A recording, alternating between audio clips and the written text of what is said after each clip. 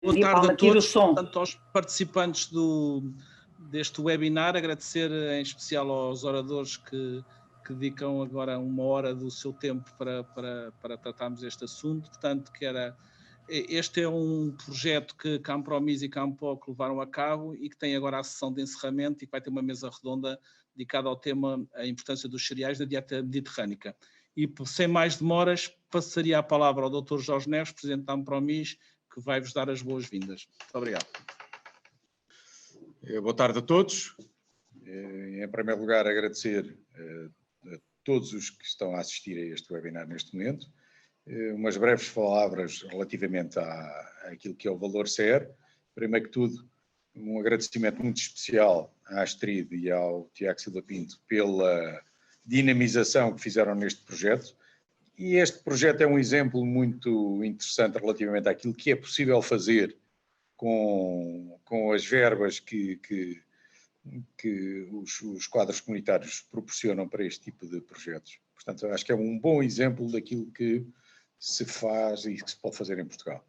Entre conferências, webinars e todo o contacto que tem havido com diferentes parceiros para a possível constituição de uma interprofissional para este setor, acho que este projeto tem sido um exemplo muito gratificante para todos os que têm participado nele. Espero que este webinar, este culminar do projeto, seja este debate que vai haver sobre a dieta mediterrânica, seja mais um tema interessante para fecharmos com chave de ouro. Muito obrigado.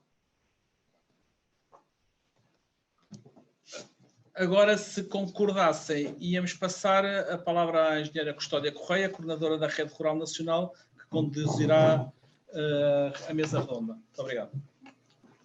Boa tarde, obrigado, Tiago. Antes de mais, eu espero que me estejam todos a ouvir e antes de mais quero agradecer à Campromis e à Campoc o convite que me fizeram para estar a moderar este painel com estes ilustres oradores e para não atrasar muito vou convidar a professora Maria Palma. A professora Maria Palma é professora na Universidade do Algarve, peço desculpa, a Universidade do Algarve, tem estado ligada sempre à questão da dieta mediterrânica, aliás está muito ligada ao plano de salvaguarda da dieta mediterrânica no Algarve, é nutricionista e tem trabalhado muito nesta área com as preocupações todas ligadas à questão da nutrição e daí ter sido identificada como a pessoa correta agora para esta apresentação que ela vai fazer. E Maria Palma, convido-a, por favor. Obrigada. Obrigada, espero não ficar aquém das expectativas. Começo por agradecer à Campromis e à Campoc a oportunidade de estar presente hoje na vossa sessão de encerramento do projeto Valor SER e, para não perdermos muito tempo, vou partilhar uma pequena apresentação que preparei para este efeito. Esta apresentação é numa perspectiva da área da nutrição, uma vez que eu sou nutricionista e tem sido esta a área onde eu tenho trabalhado, onde eu trabalho e desenvolvo o meu dia-a-dia. Aquilo que me foi pedido foi a importância dos cereais na dieta mediterrânica. Eu aproveito para perguntar se estão-me a ouvir bem, se está tudo bem. Sim? Ok. E começo por situar os cereais e os alimentos derivados dos cereais naquilo que é o contexto de uma alimentação saudável. Esta roda que está aqui do vosso lado direito é a roda da alimentação mediterrânica, da Direção-Geral de Saúde. Esta roda foi baseada na roda portuguesa, na roda da alimentação portuguesa, e este é um guia alimentar que pretende demonstrar à comunidade em geral e à população em geral as proporções em que os diferentes grupos de alimentos devem entrar na alimentação diária. Esta roda demonstra claramente que os alimentos, os cereais, os alimentos fornecedores de hidratos de carbono, mas sobretudo os cereais, devem representar a maior proporção o grupo que deve estar presente em maior proporção na nossa alimentação diária. Portanto, são eles os fornecedores, são os principais fornecedores de energia, quer para o funcionamento do corpo humano, quer para o desenvolvimento das nossas atividades diárias. Com efeito, dentro daquilo que são as necessidades energéticas diárias de um indivíduo, os cereais devem representar entre 50% a 60% desse total energético que corresponderá às nossas necessidades energéticas. Portanto, são alimentos que se revestem de grande importância no nosso dia-a-dia e no contexto de uma alimentação saudável. Para além de fornecerem, como já disse, hidratos de carbono, sendo a maior parte dele amido, quando pouco refinados, portanto, quando estamos a falar de cereais ou de produtos alimentares obtidos a partir de cereais pouco refinados, estes alimentos, para além de serem fornecedores de amido, são também fornecedores importantes de proteína de origem vegetal, de fibras, sobretudo de fibra solúvel, de vitaminas do complexo B e de uma ampla variedade de minerais. Portanto, estes alimentos, para além do seu papel energético, têm também um importante papel regulador através do efeito das proteínas, da fibra, das vitaminas e dos minerais.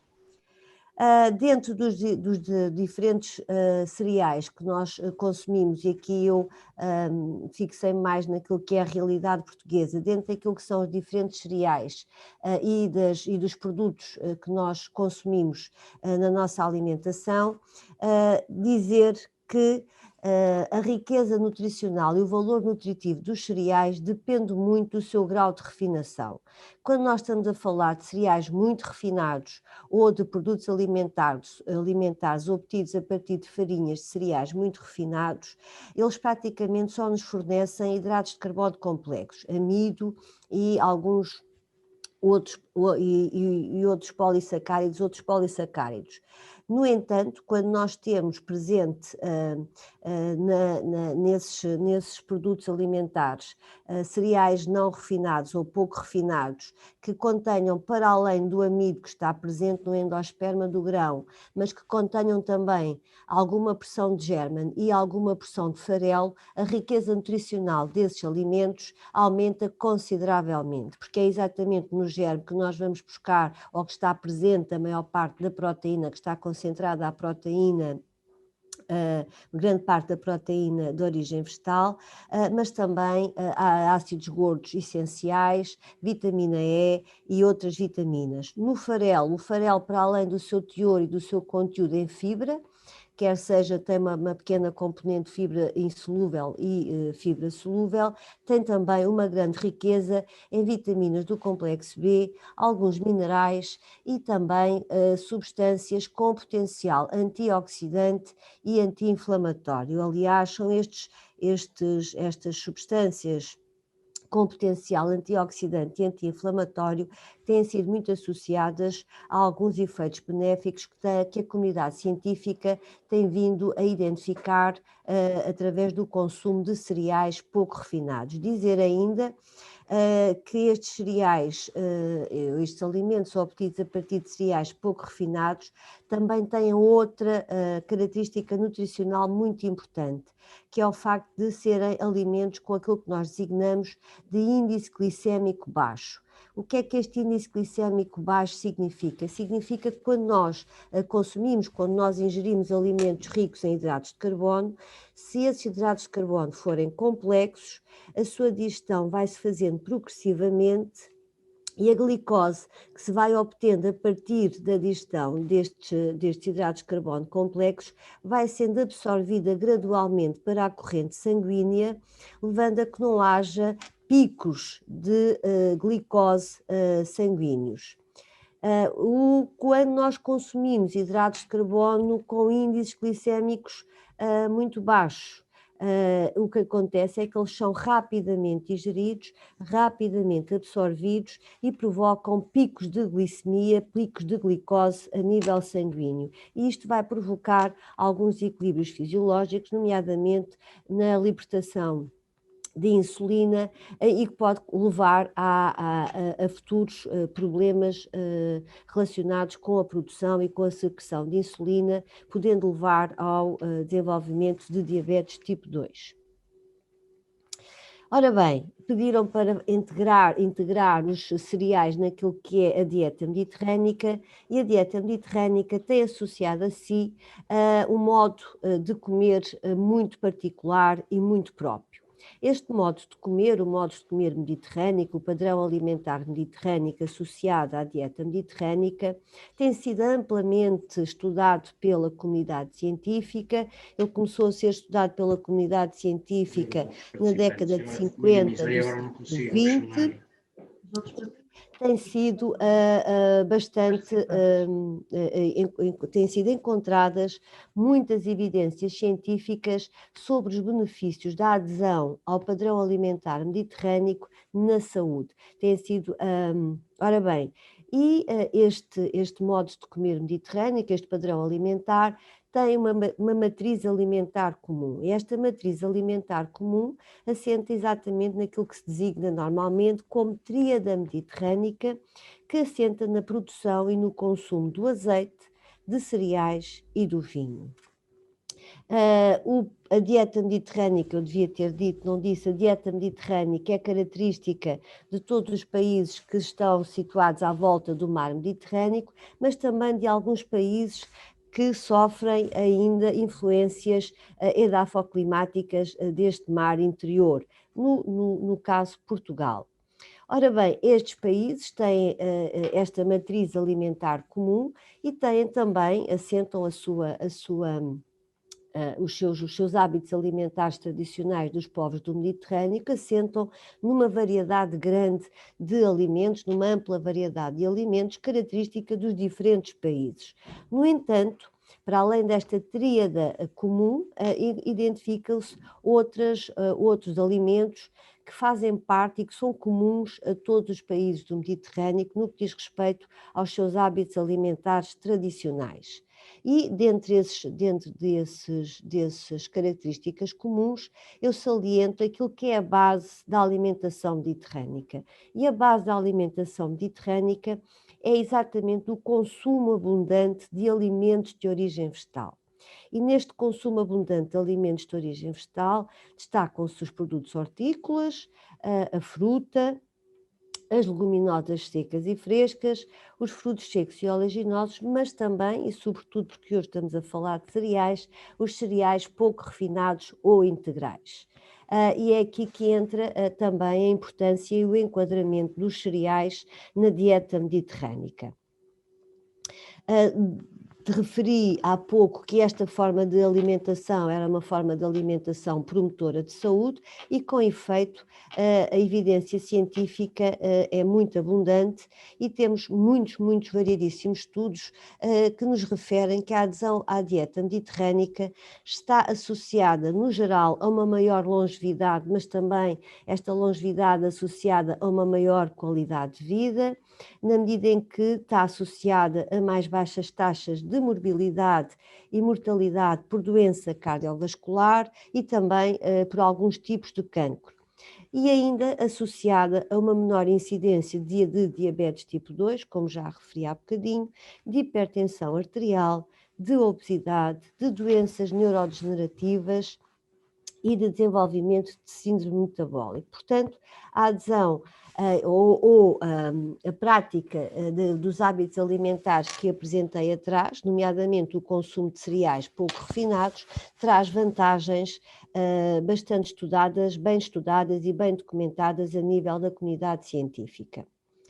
No que diz respeito aos cereais na dieta mediterrânica em termos de hábitos alimentares, e eu aqui fixei-me naquilo que são mais os hábitos dos portugueses, diria que o pão de mistura, o pão integral, serão talvez, o pão será talvez o alimento mais emblemático quando nós pensamos em consumo de cereais em Portugal. Existem variadíssimos provérbios populares que referem isso mesmo, como pão bebe água, viverás sem mágoa, e portanto aqui este provérbio que eu acho que quase que nos diz, se tiveres pão e água, consegues viver, e depois integramos também na nossa alimentação, para além do pão, também as massas de trigo duro, o cuscuz. Nós pensamos que o cuscuz é uma forma, é um género alimentício mais consumido, por exemplo, pelos povos do norte da África, mas sabemos, por exemplo, que existem populações, existem algumas aldeias do nosso norte de Portugal, nomeadamente Trás-os-Montes, onde existem, o cuscuz é utilizado e existem pratos tradicionais preparados com cuscuz. Mas também o arroz, que integrou a dieta mediterrânica em Portugal por volta do século XIV, e eles representam as principais fontes alimentares de cereais na dieta mediterrânica no que diz respeito a Portugal. Ora bem, estes alimentos obtidos a partir de cereais pouco refinados, como eu já referi, são nutricionalmente mais ricos.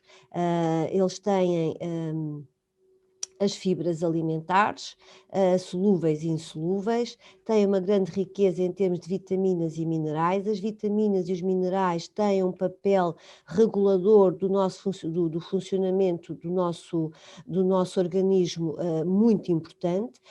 Elas atuam como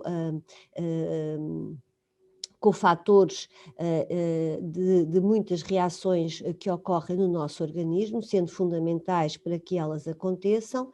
No que diz respeito às fibras, nomeadamente as fibras solúveis, têm sido bastante relacionadas com o controle das doenças cardiovasculares, na medida em que elas promovem alguns efeitos a nível do intestino delgado, levando à diminuição da absorção de algumas gorduras. Também contribuem para a regulação da nossa microbiota intestinal, nomeadamente das bifidobactérias, que são responsáveis pelo bom funcionamento do nosso intestino, contribuindo por isso, por exemplo, para uma menor incidência de cancros do cólon e cancros do reto, por exemplo. No que diz respeito à presença do amido e dos hidratos de carbono mais complexos, como eu já referi, estes alimentos apresentam um índice glicémico mais baixo, que também contribuem para a regulação da produção de insulina, para a regulação dos nossos níveis sanguíneos de glicose e, portanto, contribuem assim também para uma menor incidência de diabetes tipo 2. A título de exemplo, e para terminar aquilo que vos trago, tenho aqui duas revisões sistemáticas sobre o papel dos cereais no que diz respeito, por exemplo, aqui à doença coronária e ao infarto do miocárdio. Esta é uma revisão de 2006 que demonstra claramente que, embora não se consiga explicar cabalmente o mecanismo que está associado a este efeito protetor, foi bastante evidente o efeito protetor do consumo de cereais pouco refinados naquilo que diz respeito à incidência, à prevalência de infarto do miocárdio e de doença coronária. De referir que esta revisão sistemática teve como base uma coorte que tem a ver com a coorte do estudo das enfermeiras dos Estados Unidos, que é uma coorte que já vem sendo estudada há muitos anos e cujos resultados são resultados bastante sólidos e idóneos. Referem ainda que o consumo de cereais com índices glicémicos muito elevados contrariam este risco, ou seja, se estivermos a falar em alimentos açucarados, com açúcar, os açúcares têm hidratos de carbono com índice glicémico bastante elevado, este efeito deixa de se verificar. Portanto, este efeito só se verifica quando nós estamos a consumir produtos alimentares ricos em amido e, de preferência, pouco refinados. Tenho aqui, para terminar, uma revisão sistemática mais recente, de 2016, esta mais dedicada ao efeito sobre a diabetes tipo 2 e também revela, e já existem vários estudos a este nível, em que nós passámos de há 30 anos atrás, em que os indivíduos diabéticos era desaconselhado aos indivíduos diabéticos o consumo de cereais, o consumo de leguminosas, e hoje em dia cada vez mais sabe-se que o consumo de cereais ricos em hidratos de carbono complexos, como sendo o amido, pela sua, e pouco refinados, pela sua riqueza em vitaminas, minerais e, sobretudo, nas tais substâncias que se encontram no farelo, ricas em antioxidantes e com potencial anti-inflamatório grande, pensa-se que são estas substâncias que estão associadas aos bons controlos metabólicos que têm sido evidenciados pela comunidade científica entre o consumo de cereais e o controle da diabetes, mas também dos benefícios que têm sido encontrados a nível da doença cardiovascular. Eu não quis estar a fazer uma apresentação muito exaustiva, preferi fazer apenas uma introdução ao tema e disponibilizo-me para todas as questões que queiram colocar e penso que será um debate mais vivo e mais interessante do que uma apresentação muito extensa da minha parte. Obrigada pela vossa atenção e estou ao dispor para conversarmos agora um bocadinho sobre isto. Obrigada. Muito obrigada, Maria Palma. Uma apresentação muito interessante e, como vemos, a importância, no fundo, dos estudos científicos que comprovam exatamente a importância dos cereais na nossa alimentação e, nomeadamente, e em particular, na dieta mediterrânica. Eu não sei se há alguém que queira colocar alguma questão agora à doutora Maria Palma. Eu não consigo ver dos oradores, mas quem está a controlar, se me disser se há alguém que queira agora intervir. Se não, passamos para o painel agora de debate, não sei.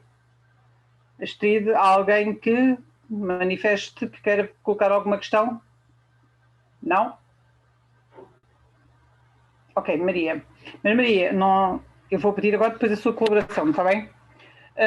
Então, vamos agora entrar num painel de discussão em que temos aqui 4 convidados que eu vou passar a apresentar e agradeço desde já a presença. Vamos ter aqui connosco agora Luís Ramos. Luís Ramos é presidente da APIM, que é a Associação Portuguesa da Indústria de Moagem, Massas, Bolachas e Cereais de Pequeno Almoço, e é também o administrador da Moagem Germen. Hugo Lopes é buyer da área de pão tradicional industrial e tostas da unidade de padaria e pastelaria da Sonai, Modelo e Continente. Luís Souto Barreiros, do Gabinete de Planeamento e Políticas, coordenou o grupo de trabalho dos cereais que criou a estratégia para a promoção e produção de cereais. Bem-vindo Maçãs, investigador do INIAV e diretor da Unidade de Investigação e Serviços de Biotecnologia e Recursos Genéticos, nomeadamente estamos a falar da Estação de Melhoramento de Plantas em Elvas e também do Banco de Germoplasma em Braga. Bem-vindos, e antes de começar as questões, eu ia fazer aqui uma pequena brincadeira, se é que lhe podemos chamar, e eu estive ainda agora a combinar isto com a Maria Palma.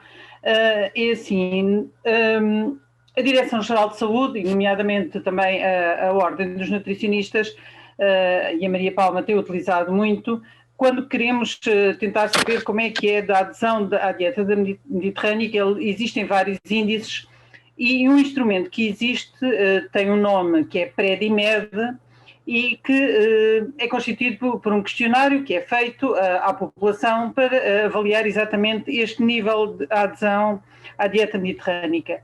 Isto são um conjunto de questões que eu não vou fazer aqui na totalidade, mas vou fazer aqui 4 ou 5 aos nossos oradores para perceber se eles aderem ou estão a aderir ou não à dieta mediterrânica. E assim eu vou perguntar e vou dizer esta sequência e gostava de saber a vossa resposta.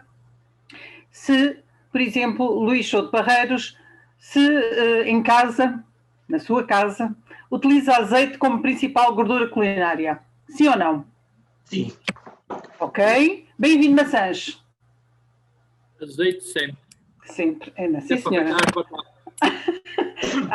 Essa parte do fritar batatas vamos lá esquecer. Já pôs uma nódoa neste inquérito. Oh, meu Deus. Luís Ramos. Sim, claramente. Ok, Hugo Lopes. Completamente. Ok, e agora outra. Pela mesma ordem. Quantas porções de produtos hortícolas consome por dia? Mais ou menos 2 ou mais? E quando falo desde salada ou legumes cozidos. Estamos a falar de produtos hortícolas em geral. Quantos mais ou menos é que come por dia? Uma porção, vamos falar, será para aí quê? Uma coisa, sei lá, 200 gramas, tanto, vá. Consomem, não consomem? 100 gramas, 100 gramas. É 100 gramas? Pronto. Consomem quê? Uma mais, tu falas, salada ou legumes cozidos? É mais ou menos uma chávena grande. Uma, ok? Sim, entre sopa e salada, uma também, 2. Ok? 2, 3. Ana, boa. Está aqui uma grande adesão. Eu também. 2 ou 3. Contente com a sopa. Boa. Agora é uma mazinha. Quantas bebidas açucaradas ou gaseificadas bebe por dia? Eu sei de uma pessoa que está aí a ouvir que diria várias, mas não é para essa pessoa, felizmente. Ok. Luís Souto Barreiros. Normalmente não bebo. Não bebe, muito bem. Bem-vindo. Eu, no inverno, também não bebo. Mas no verão, sim. As minhas filhas bebem quase todo o ano. Mal. Tens que educar as filhas. Luís Ramos? A água das pedras não é considerada, para não? Não. Então não consumo. Normalmente não consumo. Ok. Agora vou à última só. Quantas porções de leguminosas consome por semana? E porções, estamos a falar também de uma dose pequena, não é, Maria? Por semana. Por semana se comem leguminosas ou não? Estamos a falar das várias leguminosas que nós temos, não é? Uma vez que... Não muito. Não muito, mas quer dizer, num limite uma, para aí. Bem-vindo. Entre feijão, grão, lentilhas, 2 por semana. Não fosses tu, estarias mal. Sim. Luís Ramos. Uma no máximo. Bem. Ok. Hugo. Eu diria 2, 3. Sou grande apreciador de grão e de feijão. Maria Palma, o que é que me dizes? Ora bem, eu dou distinção aqui ao Hugo Miguel Lopes. Acho que ele realmente tem, se lhe aplicássemos o pré-dimed todo, claramente teria adesão. Relativamente aos restantes,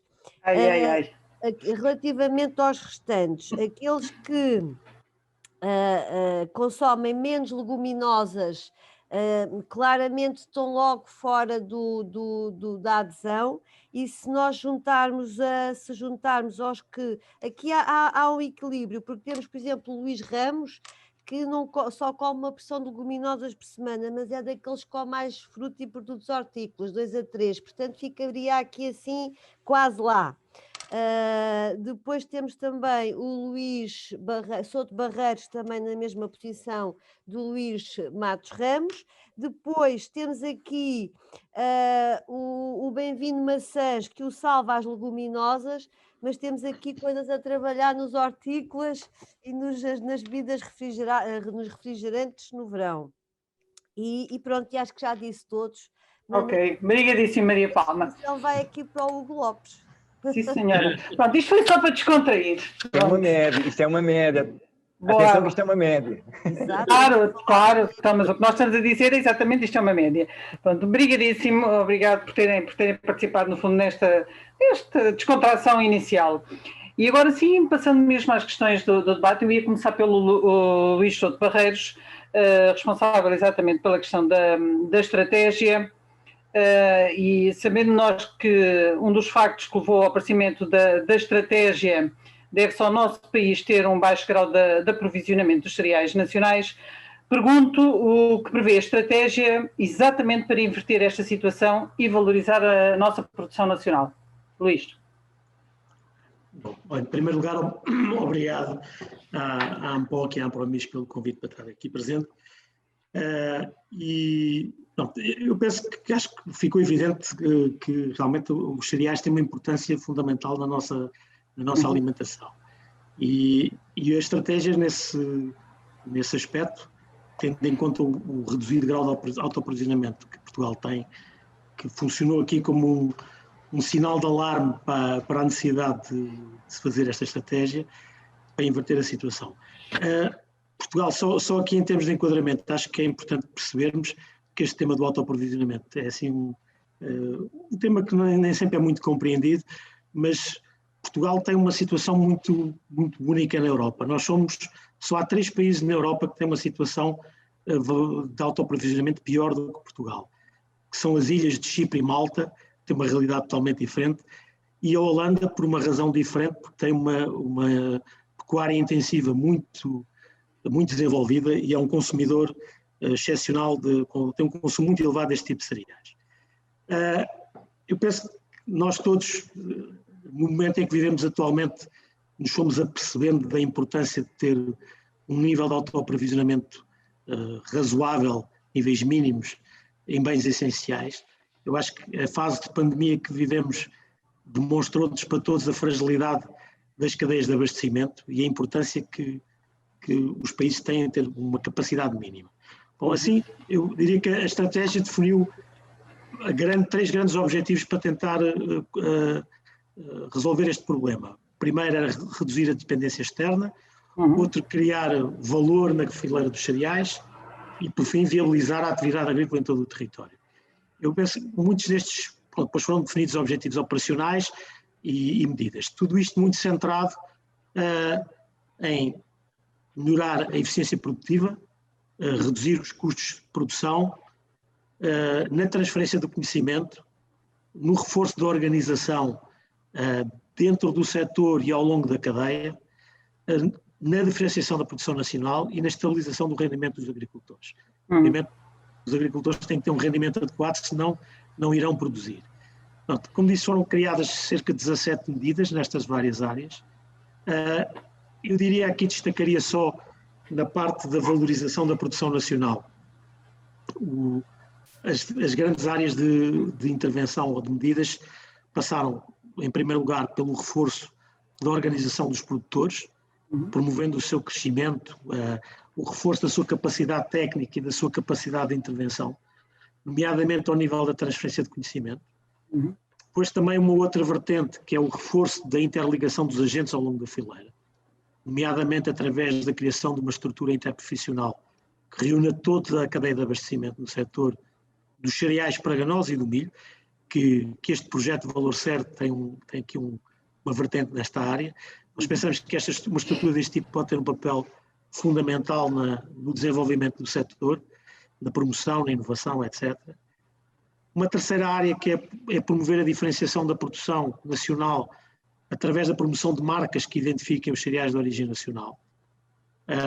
Depois também, em particular, no caso do setor do arroz, pela sua natureza, que é consumido quase em natureza, a introdução de um regime de rotulagem obrigatória de origem, à semelhança do que existe para o leite, em que o consumidor possa identificar a origem do produto que está a consumir, e também uma área em termos de campanhas de apoio à promoção no mercado interno. Por fim, uma quarta área, um quarto ponto, também importante, que é a promoção da inovação. Através do desenvolvimento de agendas de inovação para as várias fileiras dos cereais, para as 3 grandes áreas, desenvolvidas estas agendas com todos os intervenientes, os atores, a investigação, a produção, a indústria e a comercialização. Ou seja, para que se desenvolvam projetos que interessem a todos. E pensamos que aqui a inovação terá um papel essencial, não só no desenvolvimento de novas variedades mais adaptadas aos vários interesses, definição de itinerários técnicos para a produção, desenvolvimento de soluções, etc. Ok, obrigadíssimo. Já agora só uma questão, também a nível da estratégia, como é que a própria estratégia vê ou prevê a questão exatamente do consumo dos cereais em Portugal? De alguma forma aborda também essa questão? É assim, aquilo que eu penso na estratégia relativamente ao consumo que se procura é tentar tirar partido um pouco do que são as tendências do consumo neste momento. Ou seja, o que nos pareceu foi estas tendências atuais de crescente valorização do consumidor da origem nacional ou regional, das compras de proximidade com rastreabilidade definida, pareceu-nos que seria uma grande oportunidade em termos para o setor de cereais em Portugal. Ou seja, nós, por muito que possamos trabalhar em termos da eficiência e consigamos diminuir os custos, nós dificilmente seremos competitivos em termos de preço com o produto importado. Ou seja, por isso, a única alternativa que temos em termos de produção nacional é realmente a diferenciação e conseguir produzir produtos para os quais a indústria, a distribuição e o consumidor em particular estejam dispostos a pagar um preço superior.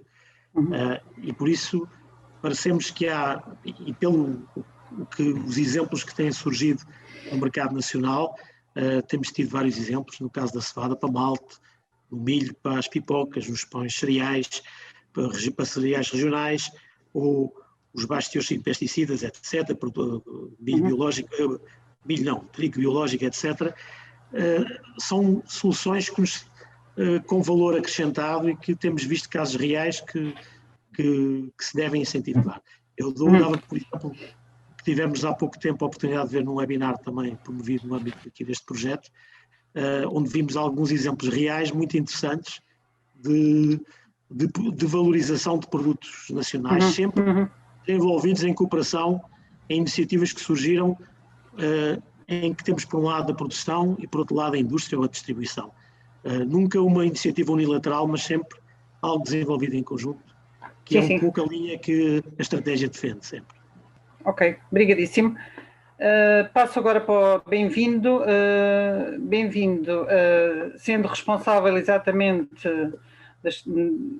tanto sob a tua alçada a questão da estação de melhoramento de plantas e o banco de germoplasma, venho perguntar exatamente qual é a importância das nossas variedades, das variedades portuguesas de cereais e como devemos valorizá-las e como levar os produtores a utilizar.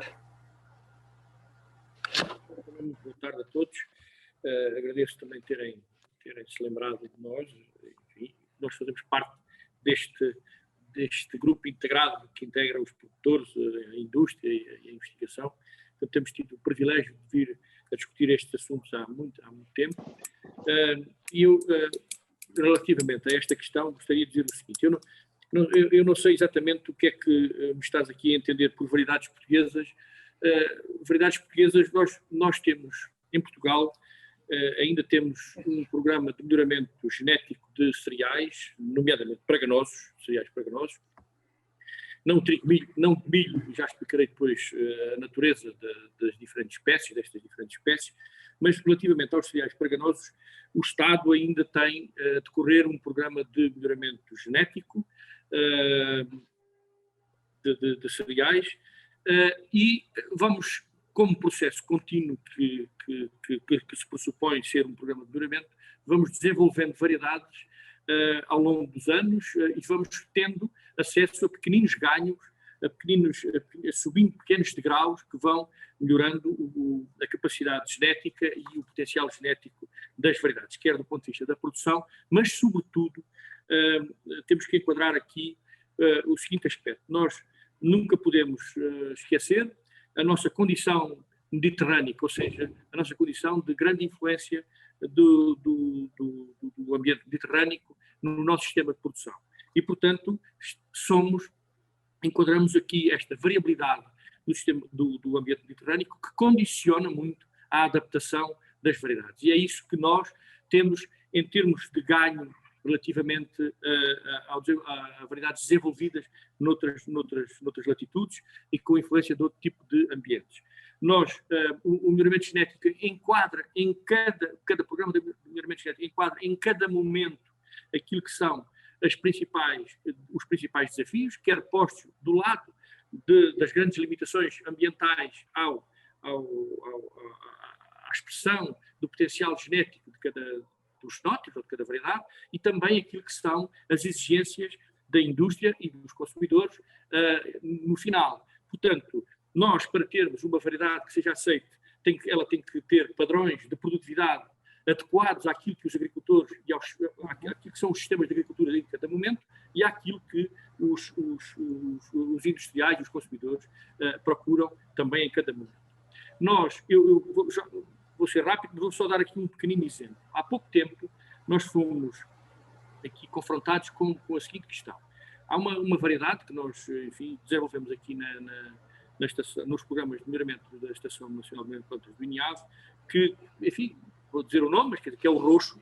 É uma variedade que foi desenvolvida aqui há 15 anos, mas que, se andarmos 8 gerações para trás, enfim, 8 gerações de cruzamentos para trás, encontramos uma variedade com origem no trigo ardito, que era uma variedade italiana, mas que foi muitíssimo cultivada e que evoluiu como landrace aqui em Portugal nos anos 50, digamos assim. Ou seja, as variedades que vão sendo desenvolvidas, elas vão enquadrando e vão envolvendo aquilo que são as características, ou seja, promovidas, enfim, comandadas pelos alelos que estavam nas variedades mais antigas. Ou seja, nós, cada passinho que damos, vamos enquadrando os alelos de mais interesse para cada momento. Por isso é que a conservação de recursos genéticos é muito importante, porque em cada momento a gente pode ter necessidade de recorrer a características que enfim, noutras fases não tinham tanto interesse e que agora têm muito mais interesse. Deixe-me também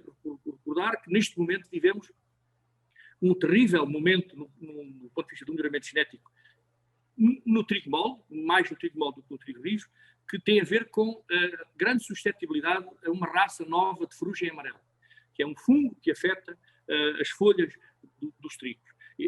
Nós fomos confrontados aqui há 4, 5 anos, que quase cerca de 80% dos nossos materiais são suscetíveis a esta nova raça de ferrugem amarela.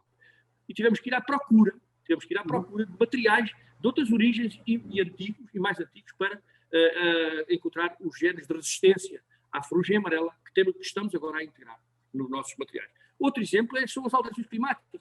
Nós estamos aqui, enfim, a prever novos cenários com temperaturas mais elevadas no final do ciclo, com distribuição ainda mais errática da água, das precipitações, e, portanto, nós temos que enquadrar, neste momento, esse tipo de preocupações nos materiais que estamos a selecionar. E isso só é possível porque o melhoramento genético é dinâmico e porque há variabilidade genética que está conservada em bancos de germoplasma e em coleções que a gente pode vir a utilizar em cada momento. Daí que a sociedade deve ter uma grande consciência de que, de facto, as coleções de melhoramento, as coleções de germoplasma ou de variedades devem ser guardadas com muito rigor e que elas, querendo ou pensando e tendo consciência de que podem não ser úteis neste momento, mas podem vir a ser úteis mais tarde. Portanto, era isto, basicamente. Ok, obrigadíssimo. Muito obrigado mesmo. Passava agora ao Luís Ramos, que, como disse, é o presidente da Associação Portuguesa da Indústria de Moagem, Massas, Bolachas e Cereais de Pequeno Almoço e também administrador da Moagem German, e perguntava-lhe exatamente como é que está a questão do consumo das farinhas. Há incremento neste consumo ou não? E se sim, de quais em particular? Boa tarde a todos, também em nome da APIN. Agradecer o convite que a ANPOC e a Ampromis nos dirigiram. Em relação à questão sobre o consumo de farinhas, de uma maneira geral, o consumo de farinhas não tem aumentado. Durante a pandemia, em particular, houve um tipo de farinha que aumentou, que foi a farinha que nós chamamos de usos culinários. As pessoas mais, portanto, confinadas em casa passaram a tentar também fazer pão em casa e bolos, etc. E, portanto, esse tipo de farinha aumentou, o consumo desse tipo de farinha durante o período de confinamento aumentou claramente. As farinhas, de uma maneira geral, o consumo tem-se mantido relativamente estável, até com uma ligeira tendência para um decréscimo.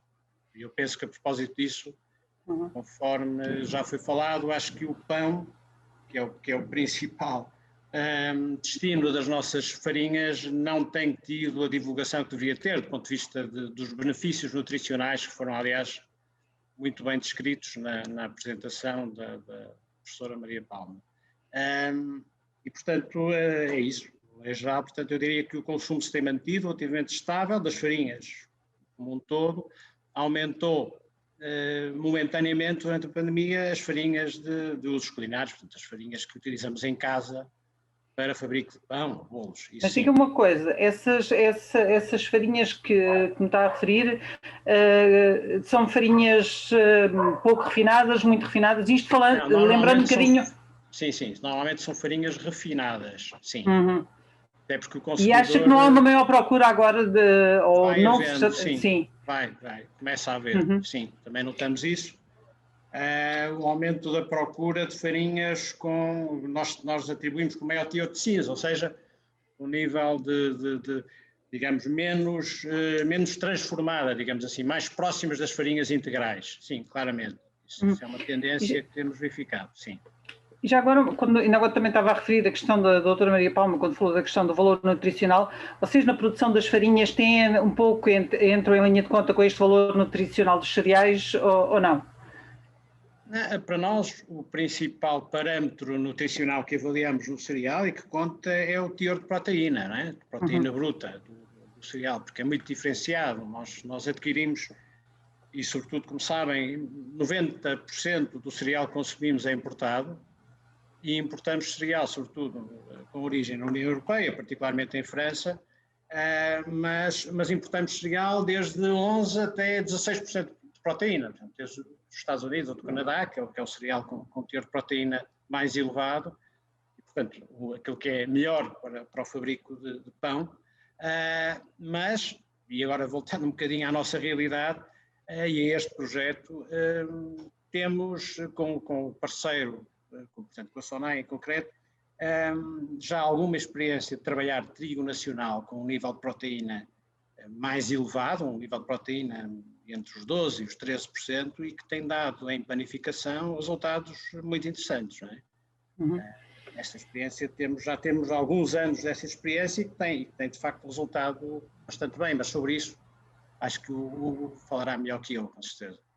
Eu tenho aqui umas quantas questões depois para o Hugo. Já agora vou-lhe só fazer mais uma questão. Como referiu que, no fundo, muito da matéria-prima vem de fora, eu perguntava-lhe como é que uma organização interprofissional poderia aqui influenciar positivamente a questão da disponibilidade dos cereais, sim ou não? Sim, claramente. Aliás, já tem funcionado, não é? Nós temos a prova disso com este projeto a que nós denominamos Cereais do Alentejo, com a marca Cereais do Alentejo. Nós desde a seleção das variedades e com base na lista de variedades recomendadas, conseguimos estabelecer com um conjunto de produtores, de organização de produtores, um projeto que tem em conta, portanto, a produção de um determinado volume de cereal que se destina integralmente a fornecer as farinhas panificáveis para o nosso cliente. Portanto, este é um projeto que, conforme eu já referi, já está em curso há alguns anos, e resultou de facto desta demanda que tivemos e esta oportunidade que surgiu a partir da possibilidade que passou a existir de produzir cereal em Portugal de qualidade, não é? Através das variedades que foram apuradas, dos métodos de produção, etc. Não é? Portanto, temos claramente exemplos que atestam que este tipo de organizações traz claramente retorno. Não é? Obrigadíssimo. Passava agora então ao Hugo Lopes, da parte da Bayer da área do pão tradicional industrial e tostas da unidade da padaria e pastelaria da SONAI, Modelo e Continente. E vinha-lhe perguntar exatamente como é que a SONAI tem visto esta tendência de consumo em relação aos produtos nacionais no geral e em particular na questão dos cereais e no fundo dos seus derivados também. Porque todos nós falamos que cada vez o consumidor tem uma apetência maior para o produto nacional, mas pronto, quem está agora desse lado pode nos dar exatamente essa opinião. Sim, em primeiro lugar gostaria de agradecer o convite que nos foi feito à SONAI, pela ANPOC e pela AMPROMIS. Em concreto, nesta tendência superior de consumo e dos clientes estarem mais atentos à produção nacional e aos produtos feitos no nosso país, nós, Continente, já temos um longo historial de apoio à produção nacional.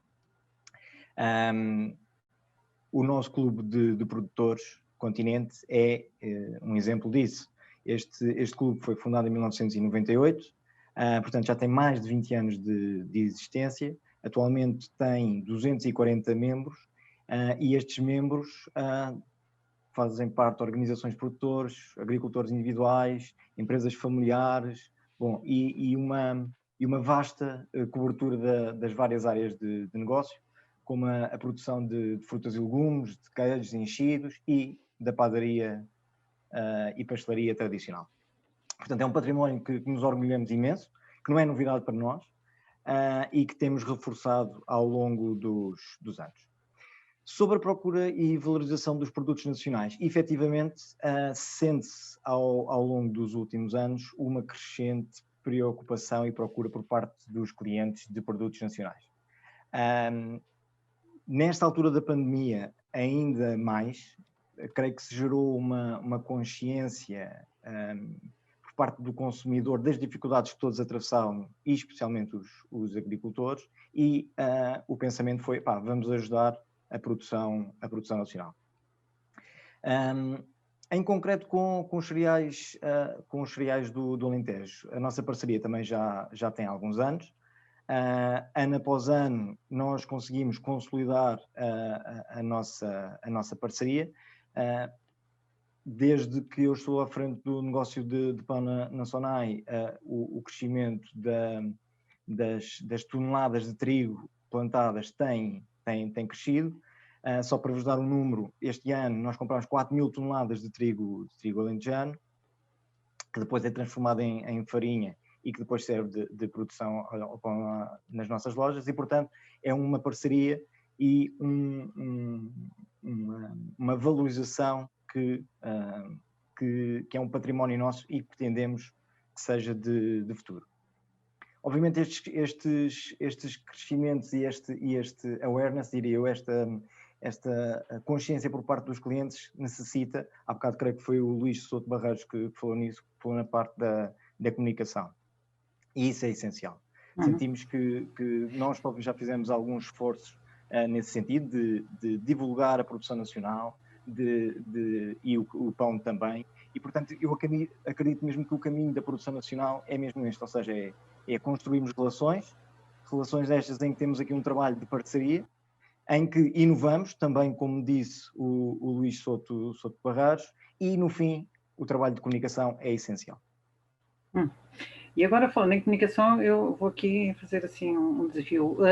A SONAI já tem em conta também a questão do conceito da dieta mediterrânica na vossa política, digamos assim?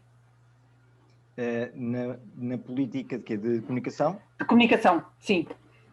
Sim. Nós estamos agora, digamos assim, cada vez mais, e agora pegando um bocadinho no que a Maria Palma estava a dizer nestas questões todas de quem segue, no fundo, uma alimentação de acordo com a dieta mediterrânica, e no caso estamos aqui a falar hoje em particular dos cereais, a importância também que os cereais têm. E este conceito da dieta mediterrânica cada vez mais está a chegar à população. E a população está a começar a perceber um bocadinho o que é, e sabendo nós que quando nós estamos a falar de dieta mediterrânica não estamos a falar só da questão da alimentação, tem muito a ver com os nossos costumes, com as nossas tradições e tudo mais. E isto é um aspecto que, digo eu, de alguém que está na SONAI, que pode ser um conceito muito interessante para a questão exatamente da comunicação. E isso fazer parte da vossa política, por isso é que eu estou a perguntar já alguma... Sim, a política do continente é muito simples. Queremos ser a cadeira que responde da melhor forma a todas as exigências alimentares dos nossos clientes, promovendo sempre aqui uma dieta equilibrada. Atualmente, só para lhe dar uma ideia, no outro dia vimos um estudo em que numa casa onde estejam 5 pessoas, há uma grande probabilidade de 2 ou 3 delas terem uma dieta diferente do normal, chamemos-lhe assim. E, portanto, atualmente as dietas são as mais variadas, temos os veganos, os celíacos, os paleo, os vegetarianos, etc. E, portanto, nós pretendemos responder a todas estas variáveis. Nós, um património que temos e pelo qual somos reconhecidos pelos nossos clientes é a nossa gama. Precisamente por isto, porque queremos responder com soluções práticas àquilo que são as preferências e restrições alimentares dos portugueses. E a dieta mediterrânica é um pilar também que temos abordado com exemplos muito concretos. Nós temos uma iniciativa que é o programa A Roda da Alimentação, não sei se já tiveram a oportunidade de ver, em que é uma iniciativa que desenvolvemos em parceria com os nossos especialistas, nutricionistas, etc., que nasceu precisamente com vontade de inspirar uma mudança de hábitos e estilos de vida para ajudar a melhorar a vida dos portugueses e tendo por base o conceito e as características reconhecidas da dieta mediterrânica.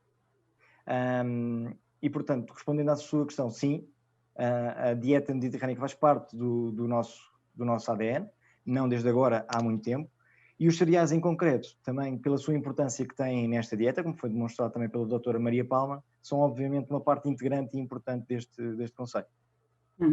Agora deixe-me só fazer assim uma pergunta, porque ainda agora quando falou da vossa gama de produtos, uma perguntinha assim másinha. Vocês já têm a questão do pão dos cereais do Alentejo. Sim. E agora pergunto eu, e a broa de milho? A broa de milho que vocês têm, também ela é de origem nacional? Sim.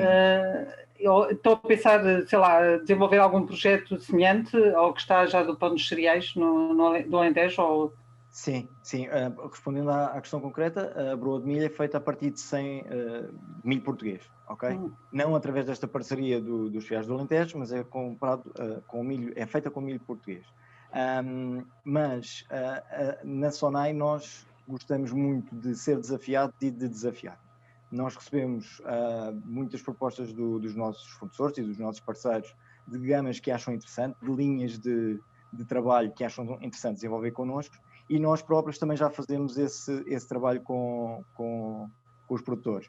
Inclusive, o caso do milho já foi abordado com os cereais do Alentejo, porque é uma linha que gostaríamos de trabalhar, sim. Ok, obrigadíssimo. Agora uma questão que eu coloco para todos, e que tem exatamente um bocadinho a ver com a questão anterior que estava a falar com o Hugo, que tem a ver com a questão do conceito da dieta mediterrânica e esta questão de, no fundo, valorizar os nossos cereais. Que acham que a utilização e a disseminação e o valorizar este conceito da dieta será também importante para a valorização dos cereais nacionais? Luís Souto Barreiros. Eu penso que sim, acho que é óbvio que sim. Penso que a questão da dieta mediterrânica tem logo um aspecto importante, que é ao mostrar a importância que os cereais têm na alimentação, ou uma alimentação equilibrada. Acho que é um aspecto que ajuda a desmistificar muitas coisas que hoje em dia se dizem para aí, e pronto, logo esse ponto é importante. Aliás, desculpa só interromper, nós vimos quando a doutora Maria Palma disse que há uns anos atrás se dizia que não se devia comer cereais nem leguminosas porque faria mal exatamente à saúde, e agora temos provas científicas exatamente o contrário.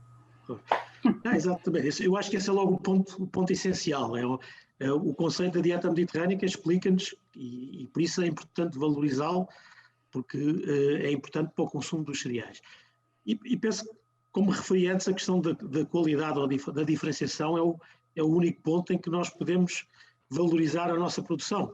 E por isso, o associar uma produção portuguesa a produtos com uma qualidade superior ou com determinadas características é fundamental.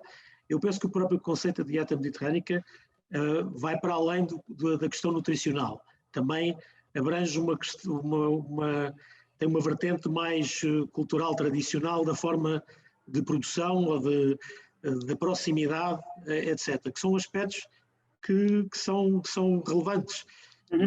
E a produção nacional pode facilmente comunicar a forma que é feita respeitando todos os princípios que são relevantes hoje em dia para o consumidor. E, inclusive, a produção nacional pode ter aqui... Nós assistimos também a um crescendo destas questões da sustentabilidade. E dentro dessas questões de sustentabilidade, o quilómetro zero, também, que agora é um jargão bastante utilizado, exatamente, é muito importante. A nossa pegada é carbónica, não é? E o facto de estarmos a comprar cereal em Portugal, não é? É muito diferente de estarmos a importar de França. E também pode ser aqui um uma componente adicional para o consumidor. Já agora? Força, mas é exatamente.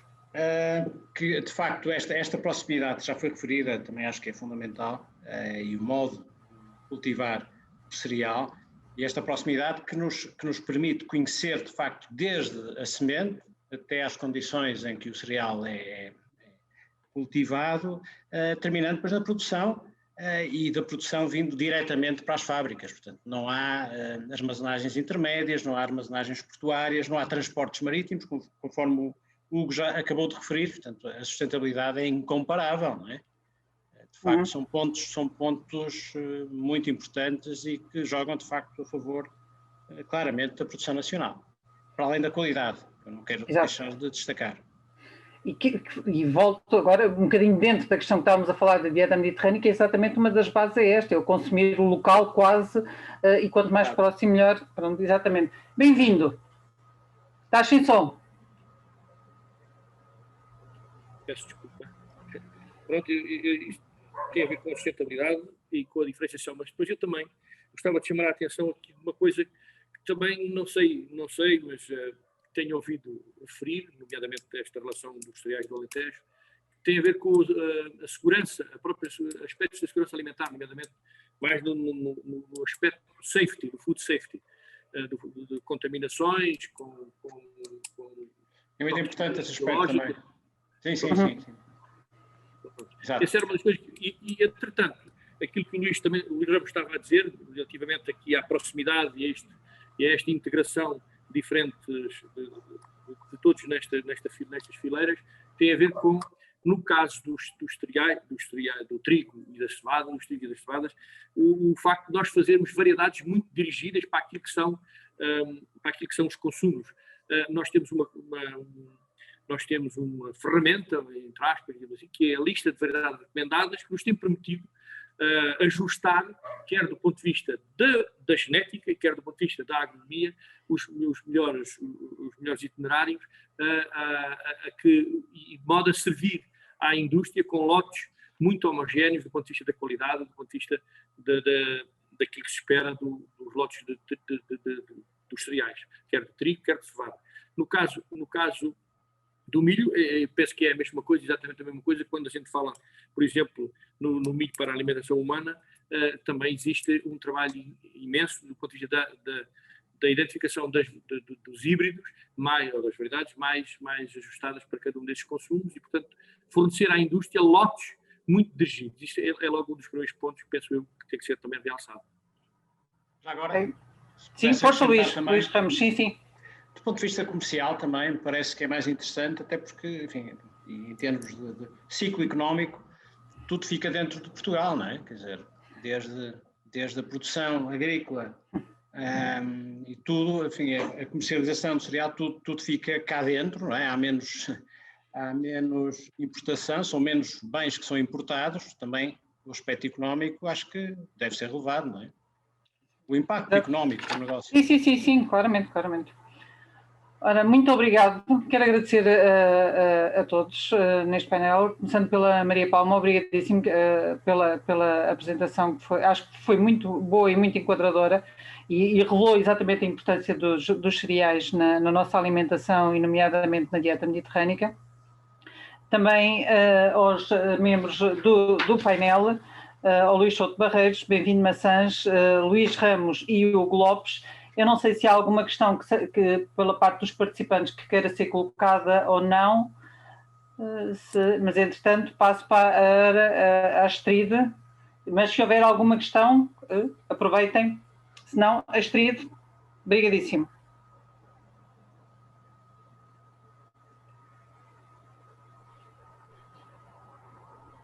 Astrid, não tem som.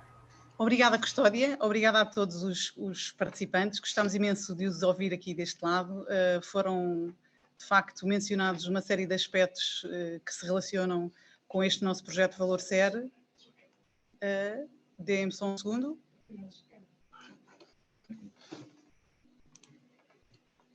Peço desculpa, agora não estavam a ver. Estava a agradecer a todos os participantes e de facto, todos os contributos que trouxeram aqui à nossa discussão. Eu irei agora passar a fazer uma apresentação do projeto e de todos os resultados do projeto Valor Ser. No fundo, o projeto acaba por tocar um pouco em todas estas questões que foram aqui faladas, e é interessante ver como este fluxo de ideias e de participações todas convergem para este objetivo final, que é aumentar a produção de cereais nacional. Vou partilhar aqui a minha tela para poderem seguir com mais facilidade esta apresentação que vou fazer agora dos resultados.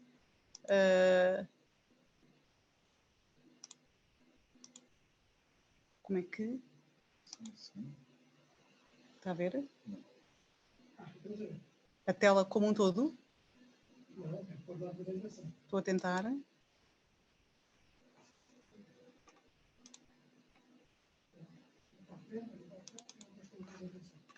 Diga. Peço desculpa, estamos aqui com um pequeno... Astrid, se for cá em cima a apresentação de diapositivos. Sim. E agora visualizar desde o início.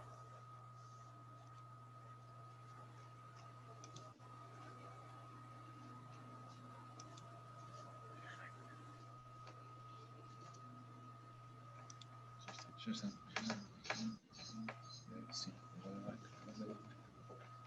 Pronto, penso que agora já me estarão a ver, já estarão a partilhar a tela com os participantes, certo? Pronto, então eu venho basicamente falar-vos deste nosso projeto que reuniu a ANPOC e a AMPROMIS na sua promoção. É um projeto que tem o financiamento do Alentejo 2020, foi lançado em setembro do ano passado, com uma sessão de... Peço desculpa, vou interromper. Diga.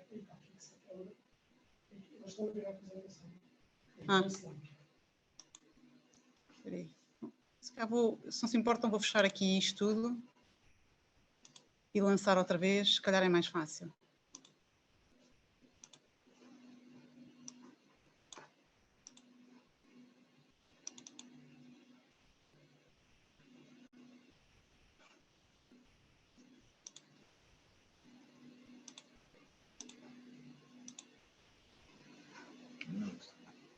Talvez agora.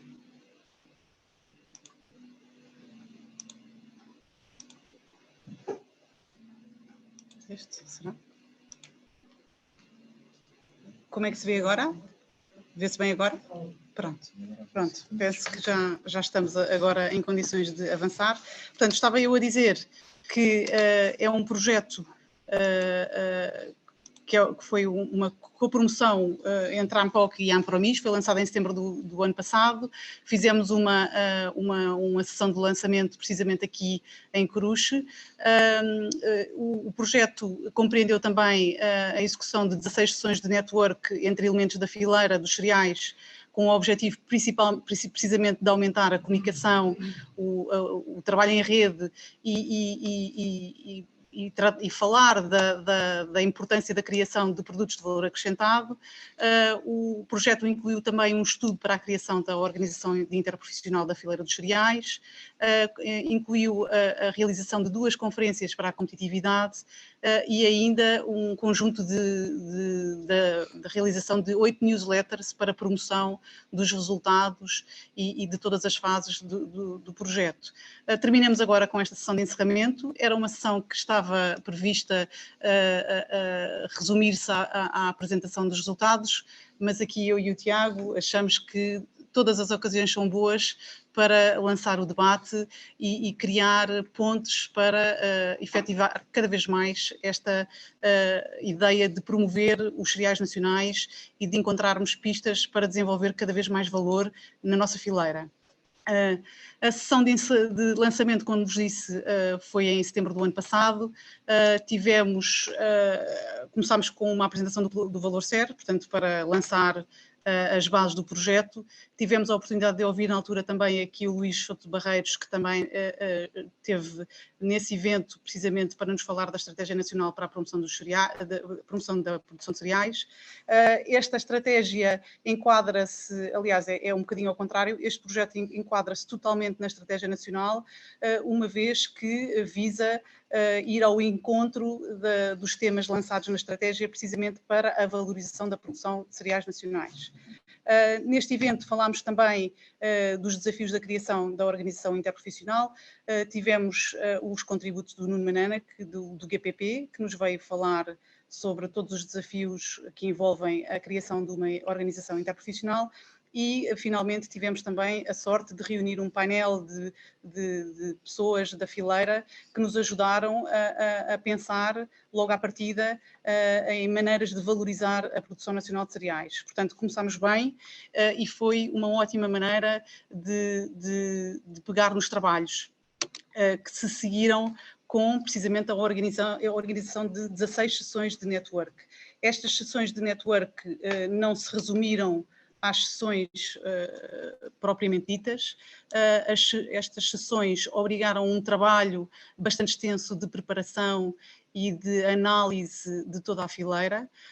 Tínhamos por base os objetivos concretos do projeto, que se baseavam em contribuir para o incremento das competências empresariais das empresas, basicamente aqui da zona do Alentejo, que era o core do nosso projeto, e fomentar o acesso à informação de modo a permitir a redução de assimetrias.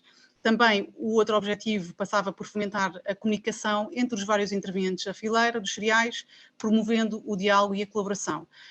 Com base nestes objetivos foram feitas as tais reuniões de preparação, tivemos a oportunidade de traçar uma fotografia de toda a fileira e dos fluxos de informação e funcional que gere todo este, ou melhor, que idealmente geriria todo este fluxo de trabalho. E identificámos 4 grandes entidades integrantes da fileira que se reúnem em torno, neste caso da ANPOC, porque o trabalho das sessões se basearam muito no trabalho que tem sido vindo a ser desenvolvido pela ANPOC, e então destacamos um conjunto de atividades e de fluxos de trabalho que interessava promover, fomentar e evidenciar cada vez mais. Do lado da indústria, falo, por exemplo, do trabalho conjunto que tem sido feito com a investigação, nomeadamente para o desenvolvimento da lista de variedades recomendada. A lista de variedades recomendadas é uma lista que promove os ensaios em torno de variedades que melhor se adaptam à produção nacional, no que toca ao conceito agronómico e ao conceito de local, e do lado da indústria, aquelas variedades que melhor se adaptam à transformação. Ainda também do lado da indústria falamos da definição dos requisitos de qualidade. Os agricultores, para produzirem, têm que saber quais são os requisitos que a indústria exige, e finalmente também os requisitos de transformação propriamente ditos. Temos que ter cereal que tenha uma boa eficiência industrial. Temos, por outro lado, também o lado da investigação, que já ouvimos, tem muito a ver também com esta questão do estudo de variedades adaptadas à indústria, da LVR. Temos também uma componente absolutamente essencial, que também temos vindo a falar, que tem a ver com a eficiência do uso de recursos e que se integra no âmbito da sustentabilidade que todos queremos promover. A questão da produtividade, naturalmente, se nós queremos ser competitivos, temos que ser cada vez mais produtivos, e naturalmente também a questão da qualidade. A nossa grande aposta vai no sentido de criar cereais qualitativamente cada vez mais com uma componente qualitativa cada vez mais importante. Temos depois a parte da transformação e distribuição, que têm sido, como o Hugo falou, grandes parceiros nossos. É um trabalho que tem vindo a ser desenvolvido e que acaba por nos mover bastante, saber o que é que o consumidor pretende, o que é que a distribuição, que valor é que a distribuição dá ao nosso projeto, é um dos nossos motores mais importantes de funcionamento. Naturalmente aqui também entra a necessidade de definir requisitos requisitos de qualidade, e outro ponto bastante importante tem a ver com toda a comunicação que é feita junto do consumidor, e a esse nível falamos de rotulagem e naturalmente de promoção e comunicação. Como não podia deixar de ser, este fluxo de trabalho começa na organização de produtores. Aqui foi identificada uma necessidade grande de trabalhar ao nível da qualidade e da rastreabilidade, uma necessidade de promover a produção propriamente dita, ou seja, ganhar massa crítica em termos de quantidade de cereal disponível para o mercado, melhorar os processos. Estamos a falar aqui também em termos do próprio funcionamento das organizações e, naturalmente, falarmos também da transferência de conhecimento, da formação e da capacitação dos produtores.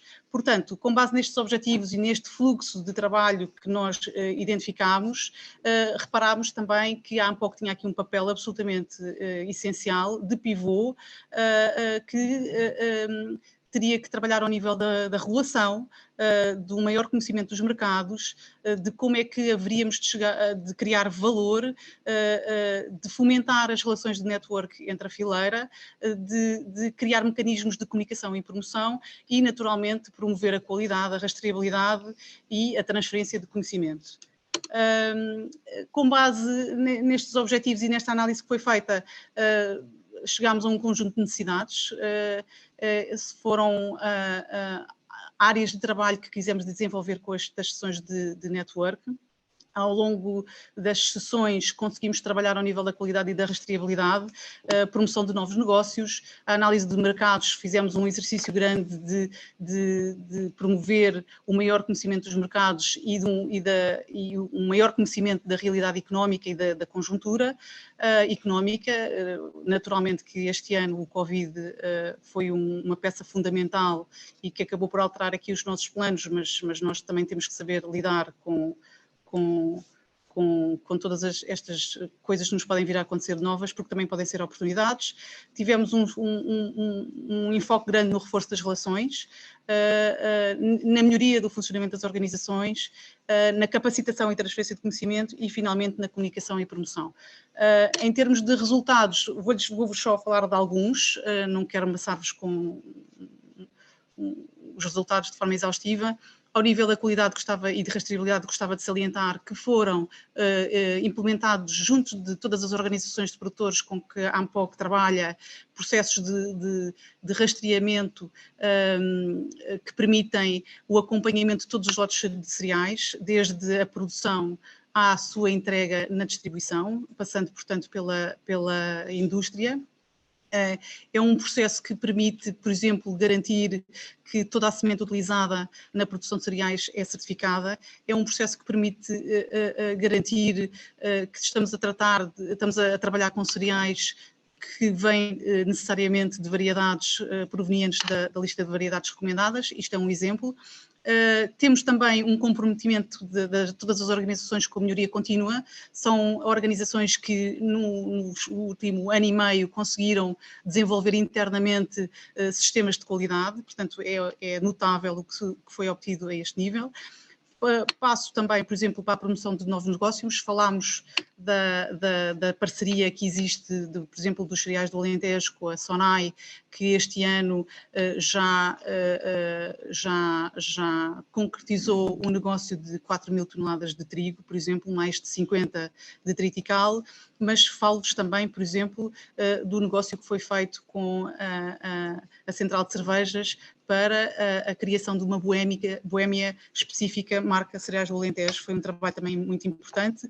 Falo-vos também do trigo duro para massas alimentícias. Atualmente existem edições limitadas de massas da Nacional Cereais do Alentejo e, naturalmente, de muitos outros negócios que se foram gerando neste período e que vamos continuar a trabalhar sobre eles para tentar encontrar novas formas de promover a produção de cereais.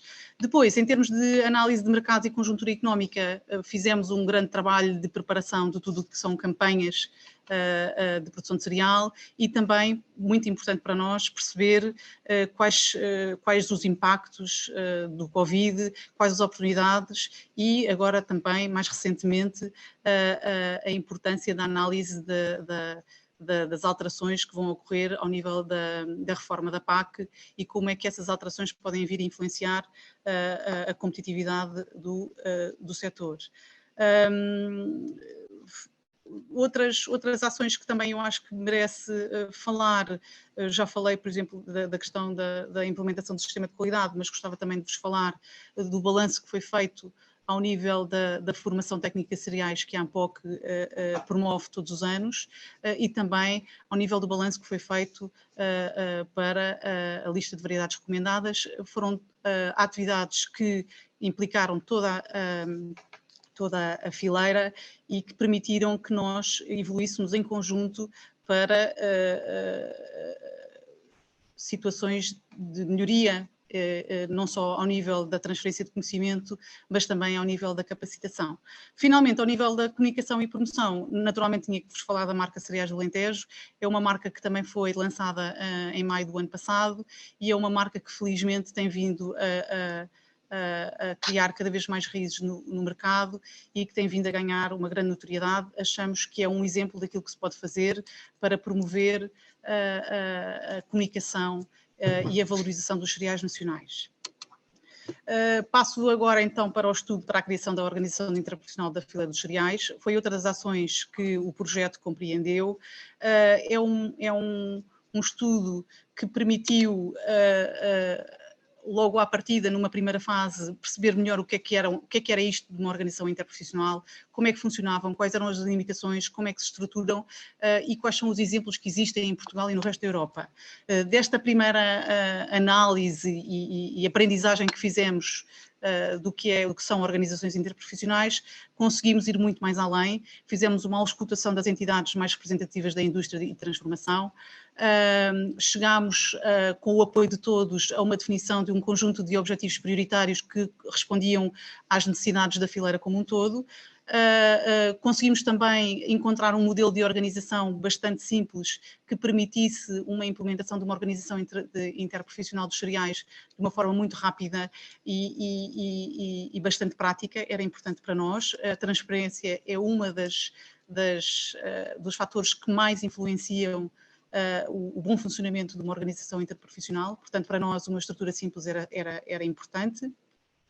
E conseguimos também definir um conjunto de atividades a desempenhar nos próximos, em 3 anos e o respectivo orçamento. Portanto, estamos agora numa fase em que aguardamos todos os inputs das entidades representativas da indústria e da transformação que contactámos e esperamos muito brevemente poder dar entrada junto do GPP, que é a entidade que coordena esta questão, formalizar um pedido de criação da interprofissional.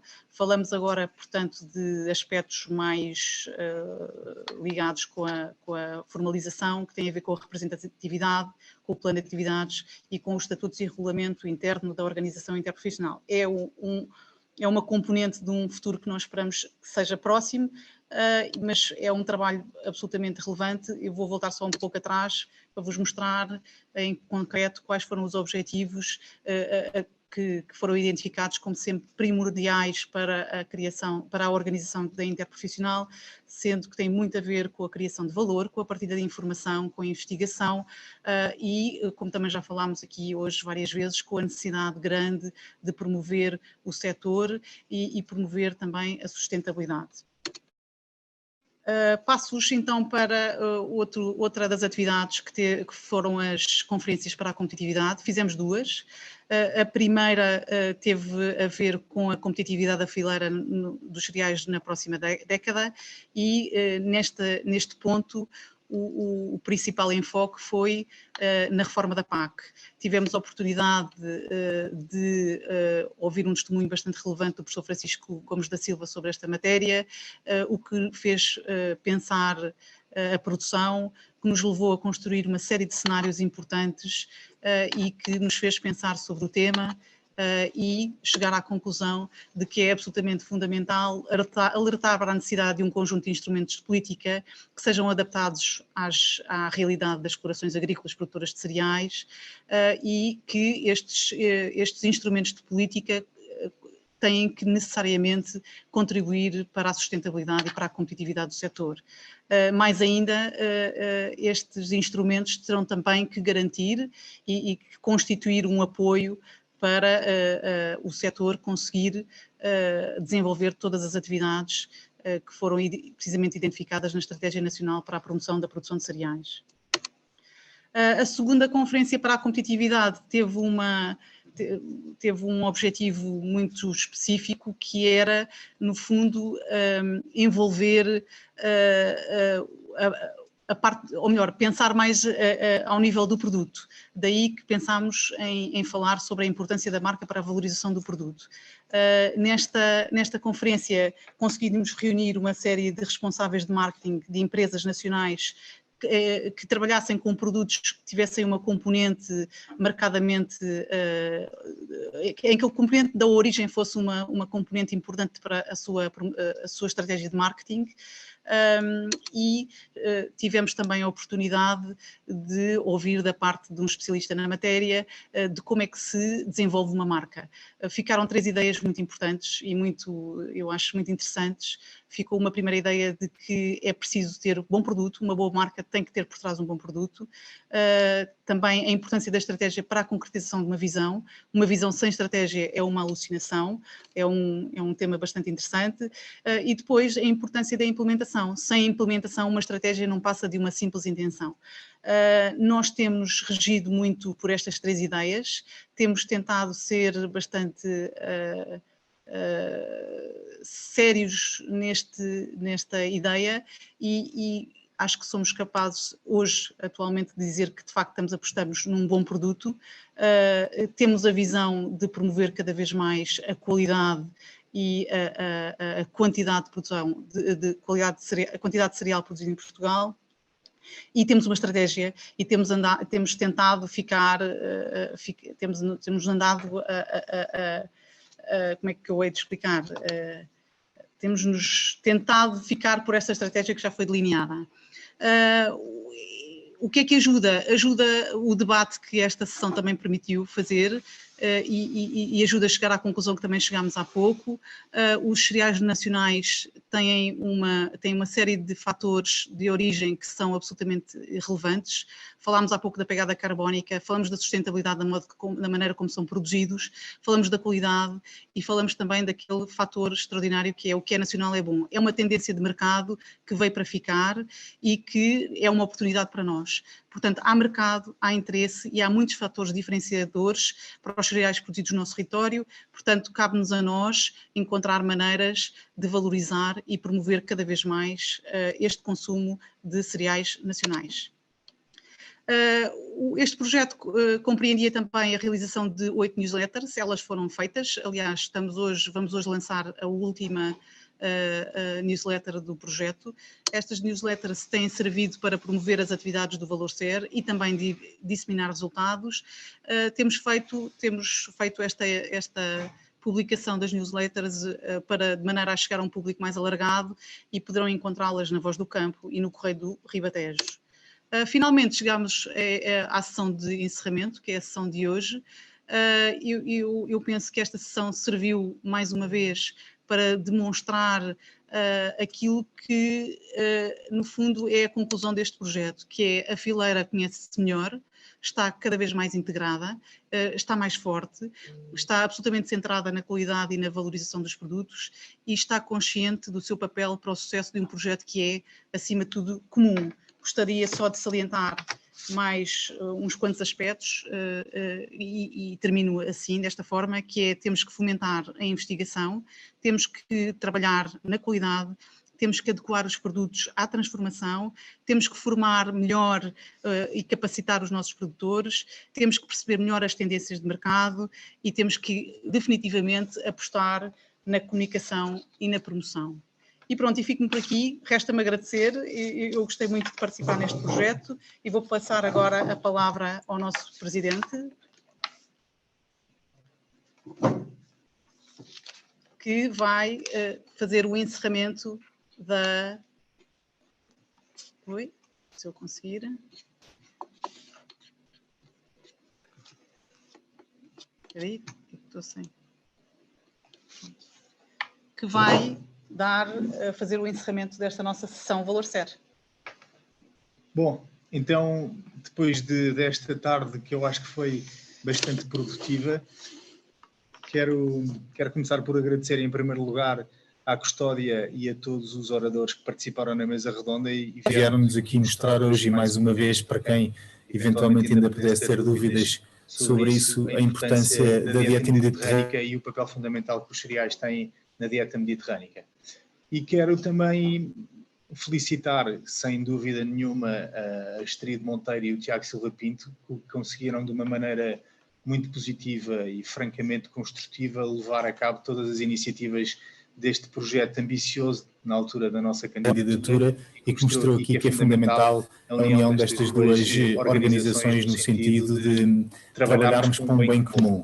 E também salientar aqui os aspectos positivos que tivemos deste projeto e a importância que teve para a valorização da fileira, que era o objetivo que nós tínhamos de início, e acho que todas estas iniciativas fizeram com que o projeto fosse um sucesso e os objetivos plenamente alcançados. Zé Palha, então para todos. Mais uma vez, muito obrigado a todos e muito boa tarde.